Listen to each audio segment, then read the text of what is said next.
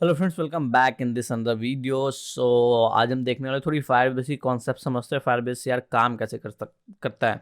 सबसे पहली चीज़ है, फायरबेस में हम जो यूज़ करते हैं फायरबेस फायर स्टोर को यूज़ करते हैं। तो हमारी जो पुरानी डेटाबेस एसक्यूएल ये सारी हैं, तो वो क्या है, वो टेबल्स पे काम करती हैं। आपकी जैसे कि एक टेबल हो गई, मानो कि जैसे मैंने एक बनाया तो ये सारी एक टेबल होगी। इसे कहते हैं, एसक्यूएल को बोलते हैं स्ट्रक्चर्ड क्वेरी लैंग्वेज। ठीक है। तो जैसे कि मैंने एक टेबल बनाया स्टूडेंट्स का, ठीक है।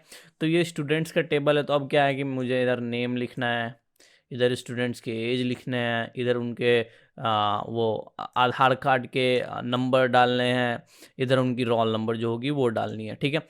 तो ये मैंने इधर करा और स्टूडेंट का नेम इधर आ गया, कुछ वी है, उसका ये एड्रेस या आधार कार्ड का नंबर जो भी हो, एज या फिर जो भी हो वो इधर फिल हुआ, वो इधर फिल हुआ, ये तीनों चीज़ें इधर फिल हुई। फिर अगला कोई स्टूडेंट है तो ये सीरियल नंबर 1 हो गया, या फिर आप रोल नंबर के हिसाब से कर लो, जैसे कर लो, सीरियल नंबर के हिसाब से कर लो, तो ये सीरियल नंबर 1 हो गया। फिर सीरियल नंबर 2 पे आओगे, फिर ऐसे ही आपका दूसरा स्टूडेंट फिल होगा, फिर तीसरा स्टूडेंट फिल होगा, ऐसे ही पूरी टेबल में आपकी सारी चीज़ें होती चली जाएंगी। तो इसे हम कहते हैं structured query language, that is SQL. SQL. So, what is the difference between SQL and non-structured query language? जो कि ये जो है हमारा फायरबेस, ये स्ट्रक्चर्ड क्वेरी लैंग्वेज नहीं है। बैकएंड में ये कौन सी टेक्नोलॉजी यूज़ करते हैं, ये जो मैं आपको नहीं समझा सकता, क्योंकि मैंने इसके बारे में पढ़ा था। ये भी बैकएंड में कुछ ऐसा ही यूज़ करते हैं, स्ट्रक्चर्ड क्वेरी ही करते हैं। बट इनका कहना है कि नहीं, हम कुछ दूसरा मेथड यूज़ करते हैं। तो अब जो भी ये मेथड बैकएंड में यूज़ करते हो वो नहीं हम जानते हैं। तो या फिर आप करोगे रिसर्च तो मिल सकता है, मैंने उतना रिसर्च इस पर करा नहीं है। तो ये स्ट्रक्चर्ड क्वेरी हो गया। अब नॉन स्ट्रक्चर्ड क्वेरी लैंग्वेज कैसी होती है? जो structured query, no SQL mainly इसे बोलते हैं, नो एसक्यूएल, नॉट स्ट्रक्चर्ड, ये सब नहीं, नो एसक्यूएल इसे बोलते हैं। तो ये कैसे काम करता है? सो मैं इसे इरेज करता हूँ, फिर मैं आपको दिखाता हूँ कैसे ये काम करता है। सो अभी हमने एसक्यूएल देखा, एसक्यूएल में कैसे हम लोग डेटाबेस को यूज़ करते हैं और सारा काम करते हैं। अब नो एसक्यूएल की बात करें, जो हमारा फायरबेस हमें प्रोवाइड करता है। ठीक है। नो एसक्यूएल, ठीक है। मैं माउस से कर रहा हूँ तो थोड़ी राइटिंग प्रॉब्लम हो सकती है। नो एसक्यूएल, तो नो एसक्यूएल में आप देख सकते हो कलेक्शन है, देन डॉक्यूमेंट है, देन फिर कलेक्शन है। तो ये सारी चीज़ें ऐसे ही बढ़ती चली जाएंगी, dot dot dot dot dot dot dot, ठीक है। ये ऐसे बढ़ती चली जाएंगी, बट अल्टरनेट होगा। जैसे कि जैसे कि आप देख सकते हो एसक्यूएल में ये ऐसे कलेक्शन होता है, तो ये तो मैंने बता दिया, लगातार ऐसे चलते चला जाता है। तो आपको एक चीज़ बहुत ध्यान देनी है कि जो कलेक्शन होता है और जो डॉक्यूमेंट होता है, तो ये देखो, ये 0 है, ये 1 हम इसे लिख सकते हैं, इसे 2 लिख सकते हैं। तो देखोगे इवेंट पे क्या आ रहा है, इवेंट पे आपका जो है 2, इवेंट पे आपका क्या आ रहा है, कलेक्शन आ रहा है। तो आपको हमेशा याद रखना है, इवेंट पे जो भी चीज़ होगा वो आपका कलेक्शन होगा, डॉक्यूमेंट जो है वो 1 पे आ रहा है। तो यानी कि अब अल्टरनेट आगे अब क्या आने वाला है, तो आगे अब डॉक्यूमेंट आने वाला है। तो आपको हमेशा याद रखना है कि डॉक्यूमेंट जो है वो हमेशा ऑड पे होगा, यानी कि 3 पे अब डॉक्यूमेंट आने वाला था तो वो 3 ऑड पे रहेगा। ठीक है। तो ये चीज़ आपको ध्यान रखनी है कि ये कैसे ऑर्गेनाइज होता है, collection document, collection document. But इसकी भी कुछ लिमिट होती है, कुछ लिमिटेशन होती है, कितने दूर तक आप जा सकते हो। तो उसकी आई थिंक मुझे याद नहीं है, बट आई थिंक 100 के करीब ही आप जा सकते हो, उतने दूर तक आप अंदर जा सकते हो, उसके अलावा आप नहीं जा सकते हो, आपको फायरबेस अलाउ नहीं करता है। ठीक है।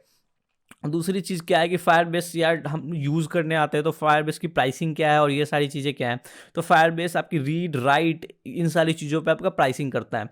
तो स्पार्क प्लान होता है और एक ब्लेज प्लान होता है, 2 प्लान्स होते हैं इसमें। तो स्पार्क प्लान जो होता है वो आपको फ्री में मिलता है, एक फ्री लिमिटेशंस आपकी होती है, वो आप ले सकते हो। जो ब्लेज प्लान होता है उसमें क्या होता है कि आपके जो फ्री लिमिटेशन है वो तो चलेंगी ही चलेंगी, लेकिन आप आगे भी यूज़ कर सकते हो, आपको रेस्ट्रिक्ट नहीं करेगा कोई यूज़ करने से। जैसे ही आप उसकी फ्री को जैसे ही आप एक्सटेंड करोगे, आपसे फिर वो पैसा लेना स्टार्ट कर देगा। ठीक है। ये सारी चीज़ें जो फायरबेस से रिलेटेड है, उसे हम कैसे कम करेंगे, कॉस्टिंग कैसे कम करेंगे, ये सारी चीज़ें हम देखेंगे, किस तरीके की प्रोग्रामिंग करें जिससे कॉस्टिंग कम होगी। तो ये सारी चीज़ें हम देखेंगे आगे। उससे पहले हम समझ लेते हैं कि जैसे कि हमें, तो अब हम देख लेते हैं, ये एक मिनट में पेन चेंज कर लेता हूँ। तो अब हम देख लेते हैं, जैसे कि हमारी ये कलेक्शन हो गया, तो मैं एकदम आपको बहुत आराम से समझाता हूँ। ये जो हमारा कलेक्शन है, मान लो ये यूजर्स का कलेक्शन है, ठीक है। तो यूजर्स का ये जो कलेक्शन है हमारा, यूजर्स का कलेक्शन है, तो यूजर्स के कलेक्शन में बहुत सारे यूजर्स होंगे। तो कलेक्शन के बाद मानो ये एक फोल्डर है, ठीक है। इस फोल्डर के अंदर बहुत सारे सब फोल्डर्स होंगे, सब कलेक्शन उसे बोलते हैं। बट यहाँ पे उधर मैं सब कलेक्शन पे नहीं जा रहा हूँ, उसे सब कलेक्शन यहाँ पे किससे बोलते हैं वो मैं आपको बताऊंगा। इसके बाद मानो ये डॉक्यूमेंट आया, तो अब क्या है कि एक यूज़र है, उधर यूज़र की सारी डेटा आपको पड़ी हुई थी स्टूडेंट की, इधर जो यूज़र है इसका मानो डेटा पड़ा है, कोई यूज़र नंबर 1 है, ठीक है, उसका डॉक्यूमेंट 1 पे पड़ा है, कोई यूज़र नंबर 2 है उसका डॉक्यूमेंट 2 पे पड़ा है, कोई यूज़र नंबर 3 है उसका डॉक्यूमेंट नंबर 3 पे पड़ा है। मैंने 1 को खोला, 1 नंबर यूज़र का मुझे डॉक्यूमेंट चाहिए, ठीक है, तो मैंने खोला तो इधर आप देखोगे नीचे में बहुत सारे फील्ड्स आप बना सकते हो, उसके नेम के, एज के, जो भी आपको डिटेल चाहिए वो सारी आप इधर बना सकते हो। उधर आपको डिफाइन करना पड़ेगा किस टाइप का डेटा टाइप है, जो भी इंट, फ्लोट, आप जो भी डालना चाहो वो सारी चीज़ें डालो, स्ट्रिंग, वो सारी चीज़ें। ऊपर क्या होता है, ऊपर आप सब कलेक्शन बना सकते हो, इधर आप एक और कलेक्शन बना सकते हो, इधर ना आप एक और कलेक्शन बना सकते हो। इसके बाद फिर डॉक्यूमेंट्स आएंगे, फिर इधर फील्ड्स होंगी, फिर इधर आप कलेक्शन नया बना सकते हो। तो ये ऐसे चलता चला जाएगा, तो जो कलेक्शन, डॉक्यूमेंट, कलेक्शन, फिर डॉक्यूमेंट, फिर कलेक्शन, तो ऐसे ये चलता चला जाएगा। तो ये सारी चीज़ें हम देखेंगे अभी कैसे, और मैं अभी आपको दिखाता हूँ फायरबेस में भी ये कैसे होती हैं, ठीक है। सो जैसा कि पिछली बार हमने एक प्रोजेक्ट बनाया था अपना चैट का, तो हम उस प्रोजेक्ट को खोलते हैं और मैं आपको शो करता हूँ डेटाबेस, ये सारी चीज़ें क्लाउड फायर स्टोर में। अभी हम चेक करेंगे सारी चीज़ें, ठीक है। तो हम फायरबेस फायर स्टोर की फीचर्स को यूज़ करने जा रहे हैं। तो देखोगे अभी ये लिख रहा है कि क्रिएट डेटाबेस अलाउ कीजिए, तो चलिए ठीक है, करते हैं अपना डेटाबेस क्रिएट। तो ये कह रहा है ये जो है ना सिक्योरिटी रूल्स होते हैं फायरबेस की, जो आप बाद में चेंज कर सकते हो आपके मतलब नीड के अकॉर्डिंग। तो ये अभी क्या है ना कि सारों को बिना ऑथेंटिकेशन के अभी रीड राइट ये अलाउ कर रहा है। थोड़ी दिन बाद आपको रूल चेंज करना पड़ेगा, जो ऑथेंटिकेट कर रहे हैं मतलब थोड़ी आपको रूल्स में चेंजिंग करनी होगी। अभी है कि कोई भी बंदा है वो अभी यूज़ कर सकता है, या फिर स्टार्ट इन टेस्ट मोड को हम प्रोडक्शन मोड में स्टार्ट करते हैं इन सारी रूल्स के फीचर्स के साथ, ठीक है। After set your location, after set this location you can not change later, ठीक है, यू कैन नॉट चेंज। तो हम इसे कर लेते हैं अपना एशिया, एशिया में आते हैं। मैंने उसमें कौन सा यूज़ कर रखा है यार, बहुत सारा अब सर्वर इनका आ गया है, तो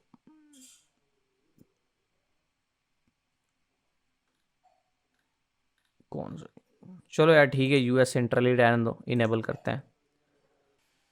ये एक्चुअली ना ये आपकी डेटाबेस में थोड़ी स्टोरेज क्रिएट करता है।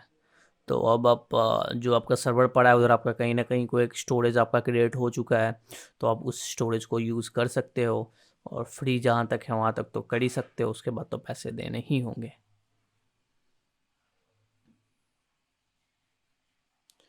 सो डेट्स ऑल, हमारा आ चुका है ये क्लाउड फायर स्टोर। तो देखो मैंने जो आपको बताया था, जैसे हम एक कलेक्शन तैयार करते हैं यूजर्स का, ठीक है, यूजर्स का हम एक कलेक्शन स्टार्ट करते हैं। मैं करता हूँ नेक्स्ट। तो अब देखो ये मेरे से डॉक्यूमेंट पूछ रहा है, आप यूज़र बना तो डॉक्यूमेंट कौन सा, तो यूज़र 1 है ये, ठीक है, यूज़र 1 है। यूज़र 1 में मैंने क्या बोला था, डॉक्यूमेंट के बाद फील्ड्स ऐड होती है, तो यूज़र 1 में मैं इसका नेम डाल देता हूँ सिर्फ अजीत, ठीक है। मैं सेव करता हूँ इसे। मैंने डेटा टाइप डिफाइन करा था, ये तो आपने देखा ही होगा।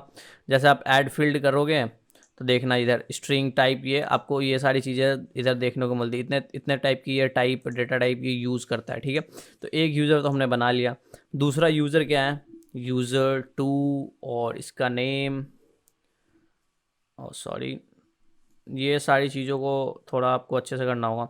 नेम मान लो कुछ है इसका तुषार, ठीक है। तो यूज़र 1 और यूज़र 2 हो चुके हैं। अब क्या है कि इस यूज़र 1 को इस यूज़र 2 से चैट करना है, ठीक है। इस यूज़र का ये नाम है, और ठीक है, इस नाम के अकॉर्डिंग ही इमेज हम नहीं यूज़ अभी कर रहे हैं, ऐसे ही मैं समझाने के लिए कर रहा हूँ। बाद में जब हम चैट ऐप में यूज़ करेंगे तो इमेज को भी यूज़ करेंगे। अब क्या, इस यूज़र 1 को इस यूज़र 2 से चैट करना है, तो यूज़र 1 चैट जनरेट करेगा। तो चलो इसके पास एक कलेक्शन होगा चैट का, चैट का इसके पास एक कलेक्शन है, जिसमें ये अब क्या है, ये बंदा चैट करने वाला है यूज़र 2 से, और उसमें फील्ड होंगे इसके जो हमारा फील्ड आप कुछ भी दे सकते हो इधर, इसका आप नेम दे दो फिर से। तो नेम क्या है इसका, यूज़र 2 का है तुषार, से मैं चैट करने जा रहा हूँ। मैं करता हूँ इसे नेक्स्ट। तो देखो यूज़र 1 के चैट में यूज़र 2 के साथ जनरेट करा, और इसने अब क्या करा, आपका एक इधर एक आपको एक और कलेक्शन जनरेट करना होगा, क्योंकि ये तो आपकी सारी चैट लिस्ट आएंगी जो आपकी चैट होते हैं। जैसे कि मैं अगर बात कर रहा हूँ तुषार से, मैं अगर बात कर रहा हूँ किसी और से XYZ से, तो वो सारी चीज़ें मेरी चैट इधर आएंगी यूज़र 1 की। तो अब इधर क्या एक और आपको कलेक्शन तैयार करना पड़ेगा। जैसे यूज़र 2 से आप चैट कर रहे हो तो कलेक्शन में आपकी सारी डॉक्यूमेंट्स आएंगी। तो चैट है वो, चलो मैं इस कलेक्शन को मैं चैट से बनाता हूँ। और डॉक्यूमेंट आईडी कुछ भी, ऑटो आईडी दे दो। और कंटेंट क्या है,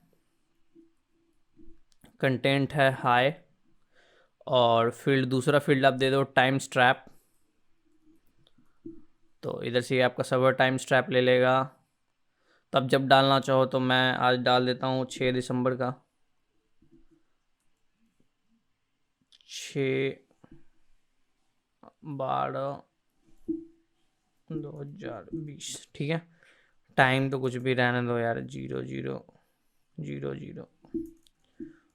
ठीक है, तो मैंने क्या करा, ये देखो अब इस यूज़र ने हाई लिखा इसे, ठीक है, और टाइम स्ट्रैप और कंटेंट 2 चीज़ें गई।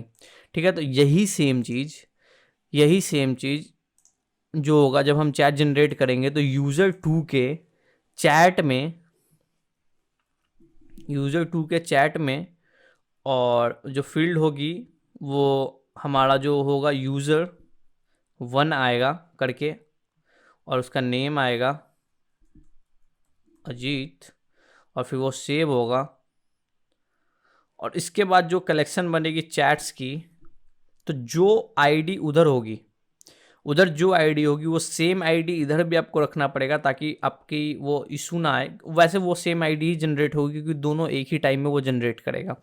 तो वो आपके टाइम स्ट्रैप के साथ ले लो, बहुत सारी चीज़ें मैं बताऊंगा आगे। तो मानो कोई वही सेम आईडी इधर आएगी, और जो आएगा इधर मैसेज आपका कंटेंट आएगा, कंटेंट जो होगा वो हाई, और जैसे टाइम स्ट्रैप था वही नीचे टाइम स्ट्रैप भी आ जाएगा।